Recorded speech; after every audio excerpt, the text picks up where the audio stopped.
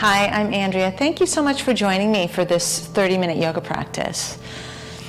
I'm standing on a yoga mat, but if you don't have one, fear not. Find a place in your house that's carpeted. Maybe you've got a rug that can serve as your yoga mat for today. I've also got a couple of yoga blocks, but you could substitute thick books instead. Those work great. And a folded blanket. This is literally the throw blanket from my couch, so you could do the same. Or a bath towel, a beach towel, something that's thick enough to do a little padding if we choose to use it. We'll start using our blocks or books in a child's pose, which might also include using your folded blanket for your knees. Now, child's pose is different on all of us, and I want you to honor your body, take agency in your practice, and fashion all of these poses that we do in ways that make sense for you. So we will put our elbows on our blocks as a little heart-opening gesture. So all of us are actually going to shift off of our heels. So sometimes in child's pose, they say hips to your heels, which is fine. But this one, all of us are going to be a little sassy with our butt to the sky, take our elbows onto our blocks, and then it will be different for all of us. Maybe your forehead rests in between your blocks, and you make a prayer behind your back, or maybe it's just resting above the ground a little bit or on a folded blanket also. But let's snuggle in and feel the opening that is suggested by this elevated state of our elbows. And turn the arrows of attention inward.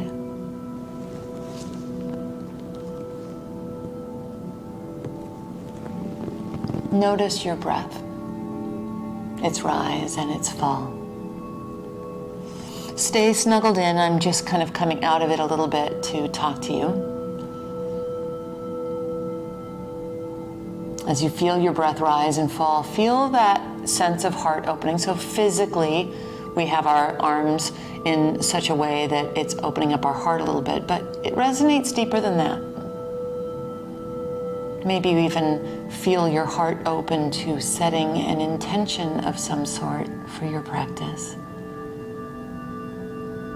Doesn't have to be a complicated or super deep intention. Just maybe I want to feel a little bit more free, or a little bit more relaxed, a little bit more open.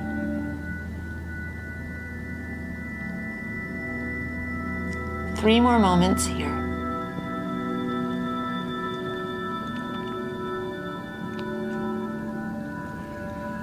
Now climb your way out of our elbows on blocks and shift your blocks off to the side. Come onto your belly, so if you had something underneath your knees, you may want to remove that.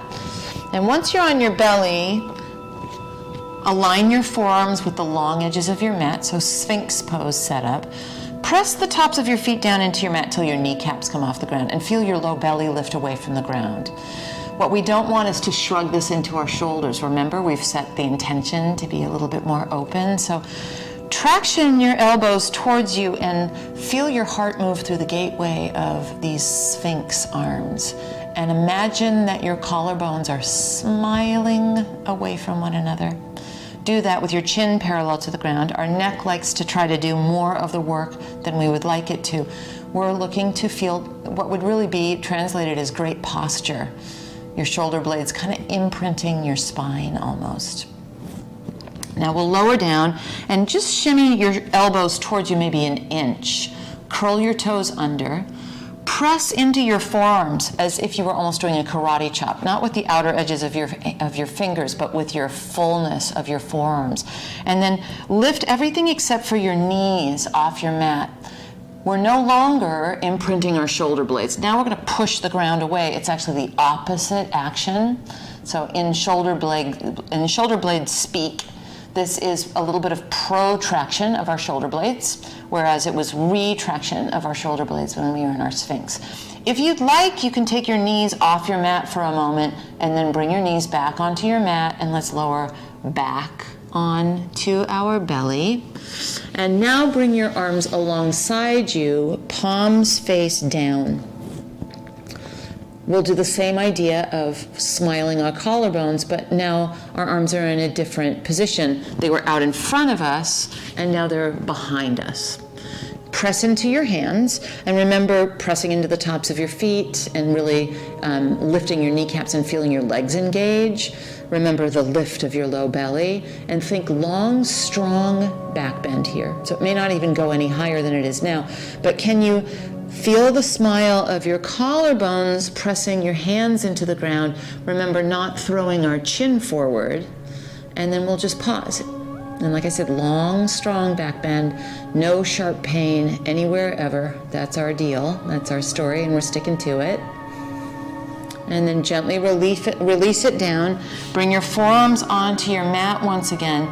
Curl your toes under, oomph into your arms.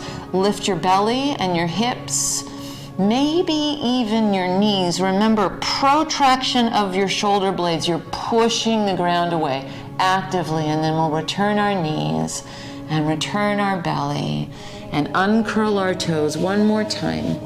Interlace your hands behind your back.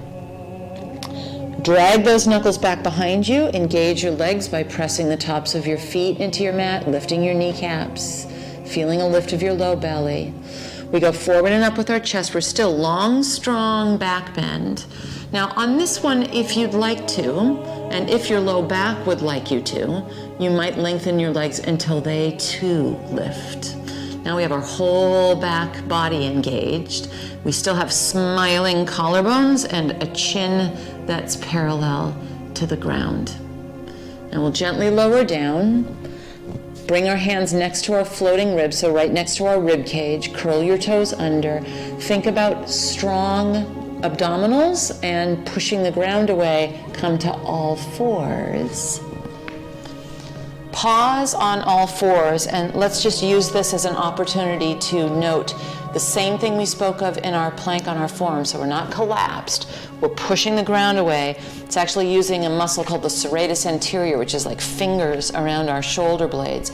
And then let's use this to fashion our first plank on our hands for a moment. So step one foot, and then the other foot back behind you. Push into your arms, push the ground away, and now imagine that you're pressing your thigh bones into your hamstrings. It almost feels like when you maybe lifted and lengthened your legs off the ground in our back bend. Make it down dog by lifting your hips up and back. Continue to push the ground away actively, and let's step our feet as wide as our mat. Bend our knees, come up high onto tiptoes, and when you push the ground away, prioritize the longest spine that you can make.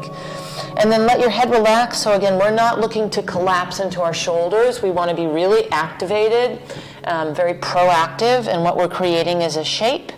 Walk your feet forward, hip distance and parallel towards the front edge of your mat, and then bring your hands to your ankles, your shins, or your thighs as you inhale and uplift your heart, almost like our belly back bend. Exhale, fold back in, but hinge at your hips so it's an elongation of your spine. And then inhale, rise, reach thumbs to the sky, V shape. Stand in your mountain pose, but wear those belly back bends into it. Turn your palms away from each other. Let that originate at your shoulder joint. A soft bend in our knees with our hip distance status, and our chin is parallel to the ground. So we feel what I called good posture in our belly back bend, actually now being something we embody standing. Inhale, arms out and up, thumbs to the sky, a V shape. Exhale, hinge at your hips and take your hands to your thighs or your shins or your ankles. Inhale, slide your hands up as you uplift your heart. And then bend your knees deeply, bring your palms flat onto the ground, and step yourself into the down dog that we did. You might bring your feet almost hip distance or keep them super wide. Push the ground away actively, and keep that happening as we come into our plank position. Bring your knees to your mat, much like we did in plank on our forearms. Keep your belly firm, and then lower all the way down onto your belly. Uncurl your toes and bring yourself into cobra, or if you prefer sphinx, forearms down like we all did earlier. Curl your toes under, hands next to your ribs, through all fours. And then find the hook in your tailbone to lift up and back and into down dog. Walk your feet forward. We will be hip distance at the front edge of our mat, hands to ankles, shins or thighs as we inhale and uplift our heart. Exhale, fold it back in, sliding your hands down, and then inhale, rise, reach. Thumbs to the sky, a V. We pause in our mountain, palms face out. Let's do that flow one more time. Inhale, arms out and up, thumbs to the sky, V. Exhale, hinge at your hips and hands to thighs or shins or ankles. Inhale, glide your hands up, uplift your heart. And then as we exhale, palms go flat, we step back to down dog, pushing the ground away, lifting our sit bones and tailbone. Keep pushing the ground away as you shift into your plank. Bring your knees to your mat. Elbows brush our ribs as we come all the way down onto our belly. Uncurl your toes, either cobra or sphinx pose. Come through all fours and then push the ground away to come into downward facing dog. Prioritizing that long spine like we've been talking about. Inhale, lift your right leg back behind you. Step it forward, you can help it along. I like to take my 2 blocks and bring them into the mix to help me form the foundation here. You might want to do the same. Heel toe your right foot to the right. And then from here, maybe a little bend in our back knee is helpful to come up into crescent pose. V shape with our thumbs to the sky, then turn your thumbs to face down and either a fist bump behind your back or fashion a prayer behind your back. Smile those collarbones open. 3 moments here in our heart opening crescent. Then free your arms out to the side, thumbs to the sky. Hands to your mat for down dog. Once we're in down dog, left leg reaches behind and we step it through and maybe help it through. Let's take our 2 blocks on either side of our left foot. Heel toe your left foot to the left a little bit. A little bend in our back knee might be helpful as we come up on our second side of crescent pose. Thumbs to the sky, V is where we start. And then thumbs face down and a prayer behind our back or maybe a fist bump behind our back. An uplift to our heart. 3 silent moments here.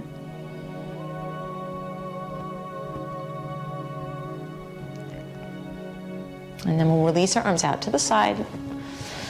Move your blocks off to the side to step to down dog. Remember, we prioritize every time we come to down dog, that uplift of our hips. And then walk your feet to your hands, hip distance. Inhale, hands to ankles, shins or thighs, uplifting your heart. Exhale, hinge at your hips and fold it in. Then inhale, rise, reach, thumbs to the sky, V shape, and we stand and pause.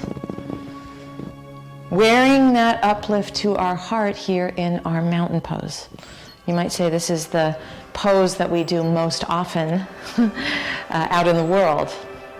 Let's organize our props mindfully and step wide on our mat. So both big books or both blocks will go on what will become the back long edge of our mat, and we will turn to face the opposite long edge of our mat. Arms out to the side, thumbs to the sky. And let's start with aligning our ankles underneath our wrists. We may need to change that and refine it as we go. We'll turn our right leg out so that our right foot faces the short edge of our mat, and then cheat our left heel back and bend our front knee. This is the moment of truth. We want a straight line, a vertical line from our right knee to our right ankle. Our arms are out to the side, thumbs to the sky, and then we will turn our thumbs to face down and either do that fist bump behind our back that we did in the other lunge, or crawl our prayer up our back. And there are a couple things I want us to be mindful of here. We're not collapsed. It's kind of tempting, isn't it? We're also not throwing it into our lower back. So just find a place where you can nurture that uplift. Let's be silent and meditate with our lifted heart in our warrior 2.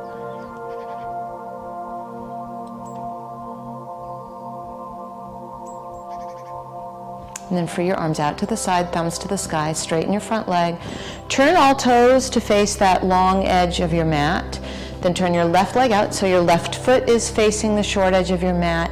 Cheat your right heel back, 45-degree angle. Bend your front knee. So left knee bends deeply, and then we turn our thumbs to face down and create that heart-opening prayer or fist bump behind our back on this side. And we will take our silent, heart-opening meditation here.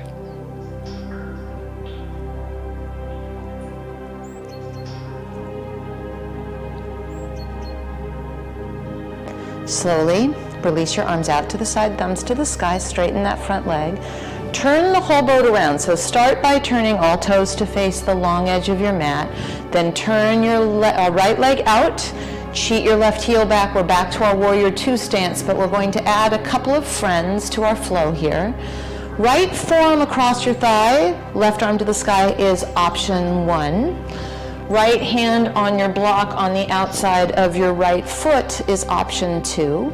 Turn your left thumb to face down and either place the back of your left hand to the small of your back or walk it towards the crux of your right hip, right at that hip crease. And we want to inhale, grow long, and exhale, turn our heart to the sky. And breathe in this position. 3 moments.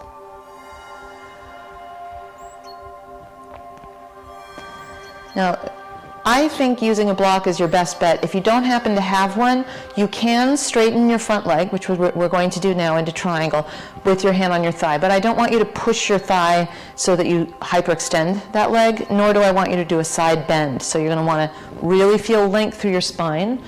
We'll find that on our block too. And then every inhale grows us long out the crown of our head, and every exhale turns our heart towards the sky in this position. You can stay here or follow me to our one-legged balancing triangle. Your block goes about a foot out in front of your right pinky toe. Hug that right hip underneath you. Pause just a moment or two. Remember, you can stay put in the triangle. And then let's return to triangle where our friends are waiting for us. And we will exit these poses going backwards the way we came into it. So take a bend to your right knee and a look down.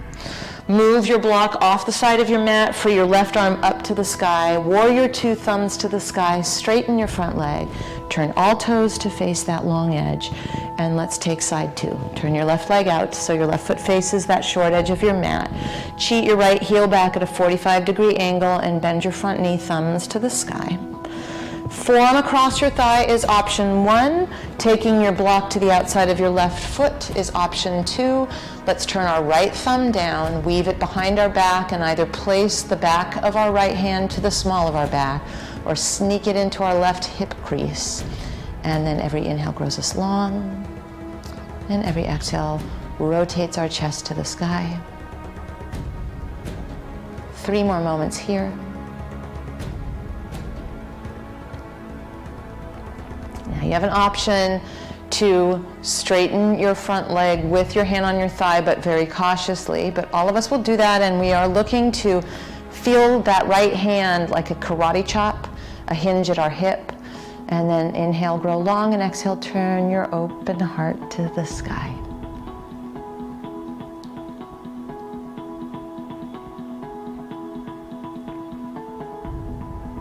You can stay here or follow me to move your block a foot out in front of your left pinky toe, step onto your left leg, float and balance and breathe. And then we'll return to our triangle where our friends await.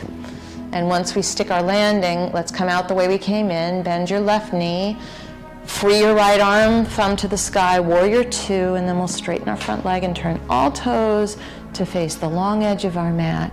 Heel, toe, heel, toe. So we're hip distance.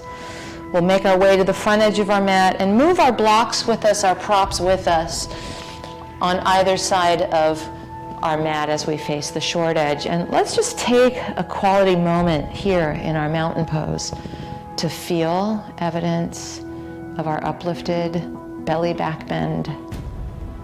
wide open heart. Let's take it with us as we take a chair. Hands in a prayer. Then left elbow either on the inside of your left thigh or on the outside of your right thigh, twisting. Same notion here. We inhale and grow long, and then we exhale and lovingly nudge our way into our twist.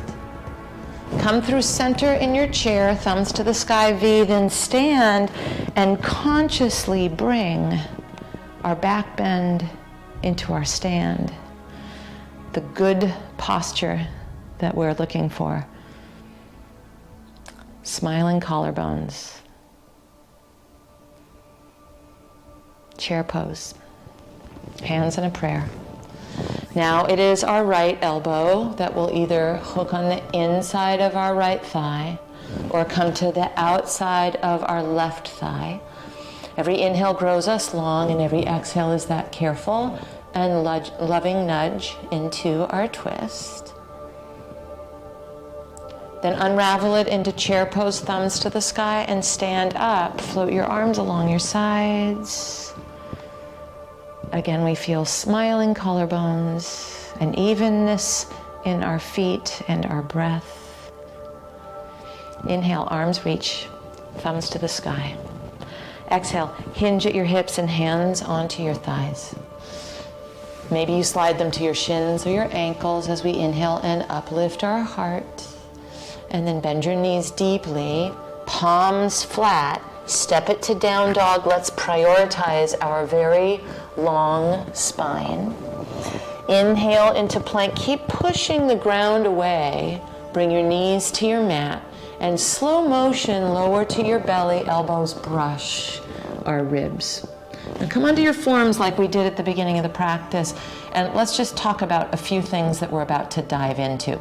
I never want these to be painful for your lower back, so one great tactic is to make a pillow with your hands, rest your forehead on your hands, bend your knees, and windshield wiper your legs. So anytime that feels like what's on the menu, you take it. You take agency in this practice at all times.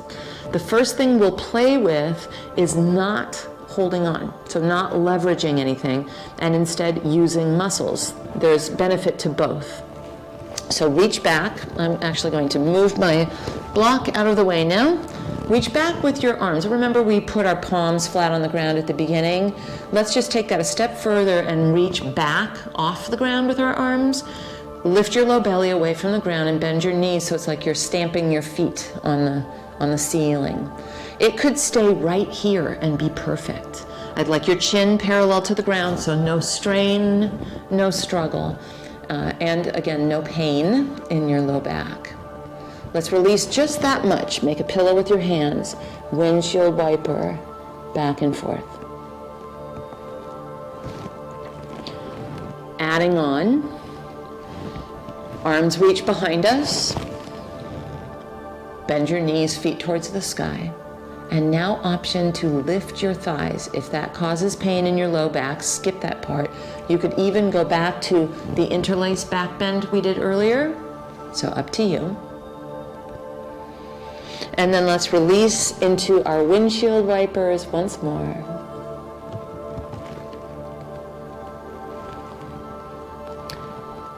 This last one, you can hold on. And if holding on doesn't happen without a prop, grab your kitchen towel, lasso your feet with your kitchen towel or your bath towel,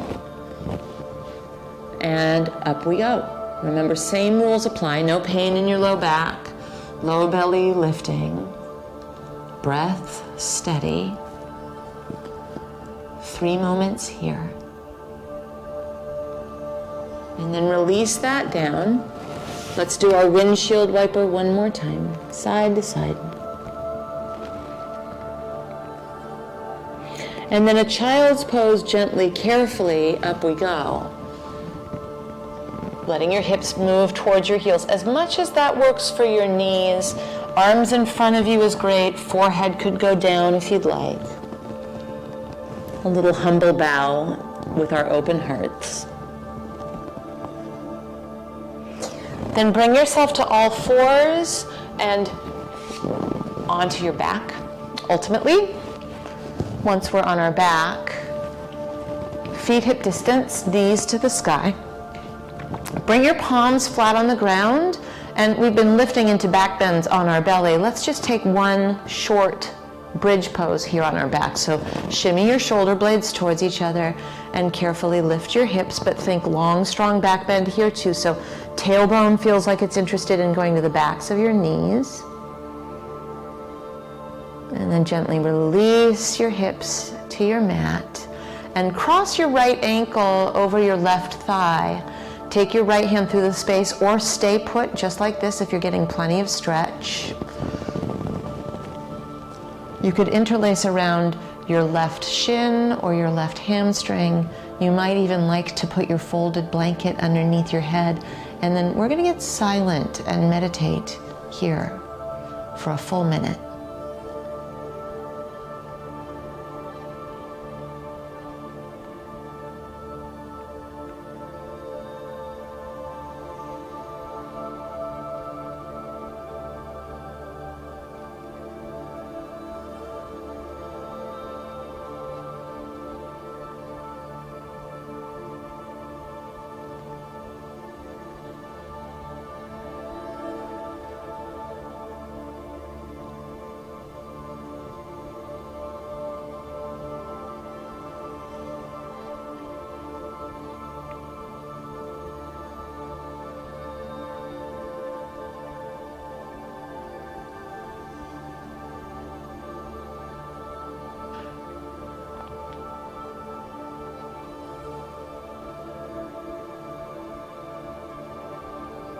It's a full minute on our first side, so release and place your left ankle on top of your right thigh.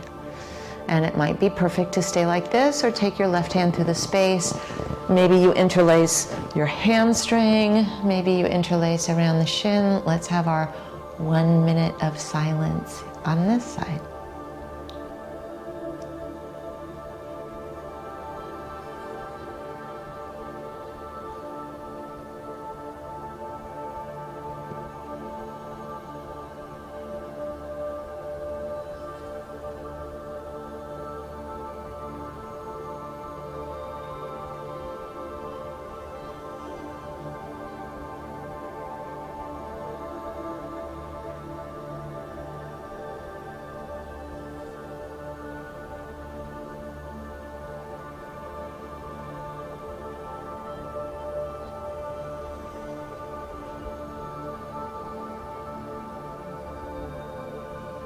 And that's our 1 minute of silence. Release. Place your feet as wide as your mat. Let your knees knock in on each other. Shimmy your shoulder blades underneath you. Lift your hips not as high as our bridge, just an inch, and then let them come to the ground. You could stay like this for our final Shavasana meditation. Or if it feels okay on your back, especially after a back bend oriented practice, maybe extend one leg and then the other straight. So if it feels better to do what's called constructive rest after the work that we did today, do that one. And let's rest and digest here.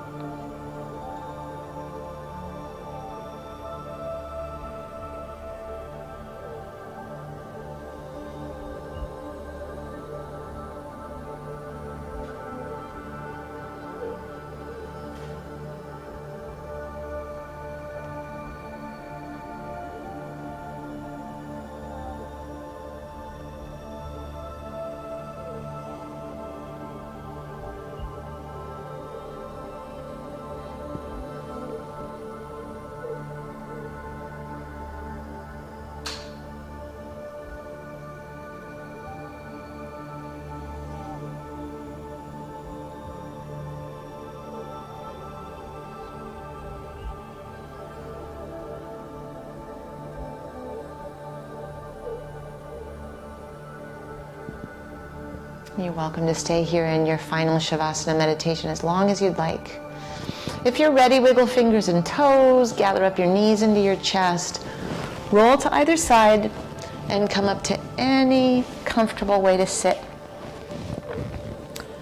Once you're seated, feel your wide open heart in such a way that we can wear it off our mat and into our day. I'm Andrea. Thank you so much for practicing.